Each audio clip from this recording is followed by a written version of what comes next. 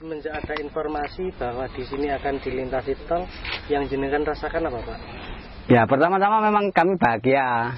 Terus terang kami bahagia mungkin karena dengan adanya tol, mungkin masyarakat bisa sejahtera, mungkin harga bisa lebih tinggi, dan kita bisa, kalaupun kita pindah, kita bisa beli tanah lagi. Tapi kenyataan nggak demikian. Kenyataannya kalau sawah ini diberi dengan harga 1,60 meter, padahal di sini harga tanah di sini kalau dibuat pemukiman itu masih 300 per meter.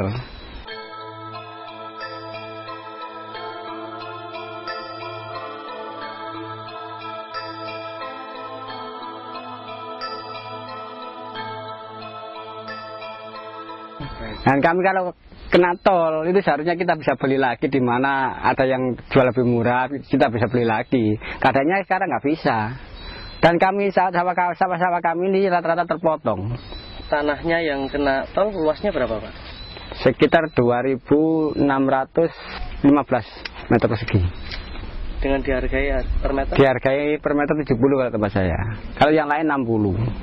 Kalau dibelikan untuk sawah di daerah saya, Pak, ya, nggak bisa. Nggak bisa lagi untuk beli lagi. Harganya di atasnya sekarang.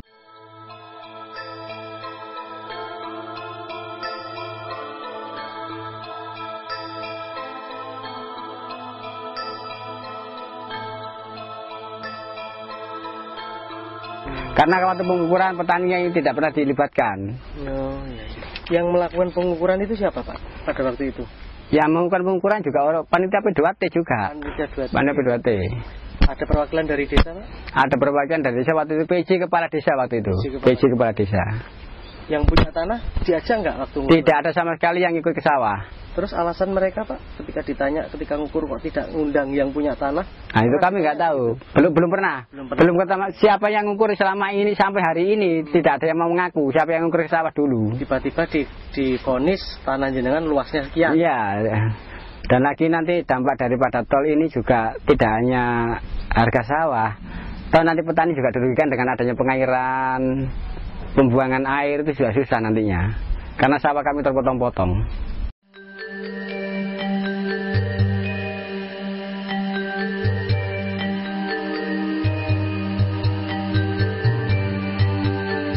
Sementara karena belum ada pembangunan, memang belum ada yang dirusak. Tapi kalau saya melihat gambar yang diberikan oleh desa, kelihatannya tidak ada di mana tempat gorong-gorong atau di mana tempat pembuangan air, pengambilan air. Karena di sini tidak ada pengambilan air dari desa atau sumur pompa, itu tidak ada.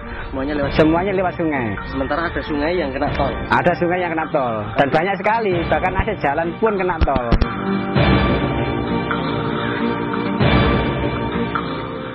Keterangan masalah irigasi hingga hari ini belum ada keterangan dari pihak P2T maupun dari pihak desa. Yang katanya hanya nanti pemerintah tidak akan merugikan. Hanya bilang gitu saja. Nah, ya masih tidak merugikan itu gimana? Wong barang jelas-jelas kita nggak bisa mengairi sawah selama pengerjaan tol ini. Otomatis kan masyarakat dirugikan petani.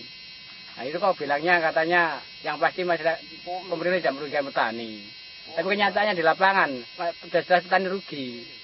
Itu yang saya khawatirkan, nanti tahu-tahu dikerjakan, diuruk. Lalu kita gimana cara pengerjaannya untuk pengambilan air dan pembuangan air. Banyu ini dari pengairan nanti bisa ngambil, nggak bisa buang. Yang sebelahnya lagi bisa buang karena ini tanah ini di tengah-tengah. Oh gitu. Yang depan itu petani di depan itu sampai sini nanti. Sisanya tanah itu nggak dibeli sekalian. Padahal kan di sini sisanya tadi itu pengairan yang sangat susah, itu pembuangan air juga pengambilan air. Nah, ini pakai yang di sebelah selatan dan itu orang yang di sana itu pada sebelah utara. Berapa sisa yang miring-miring ini nanti, yang teriris-iris nanti susah untuk pengerjaan susah, pengairan juga susah.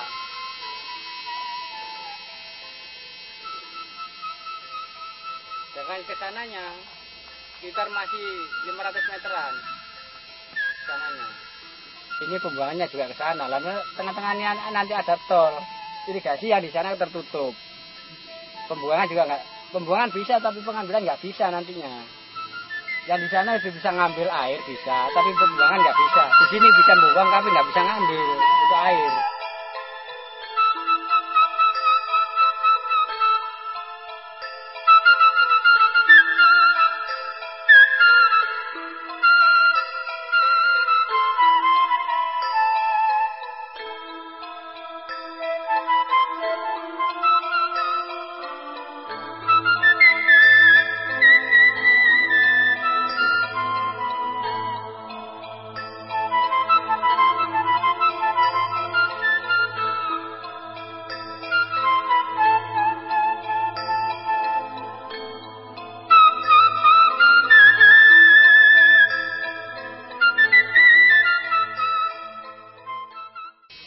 oleh jalan tol ini nanti kampung yang di sebelah sana, kampung saya ini bisa banjir. Karena ini dari pembuangan dari desa Kalimati, dari dusun Kalimati ke Dusari masuknya air ke sini semuanya kalau musim penghujan. Nah, nanti kalau ini ditutup oleh jalan tol, tidak dibuatkan tiang pancang, otomatis akan banjir di desa yang satu ini. Nah, ini nanti kalau ditutup, otomatis nanti kampung yang akan kebanjiran kalau di musim penghujan gitu loh. Ini pembuangan air gitu. Ini di tengah ada pembuangan air. Dan nanti kalau tertutup total, otomatis nggak bisa. Karena ini kalau musim penghujan, air di sini bisa mencapai sampai di sana itu tinggi, hampir sampai keluar sini air.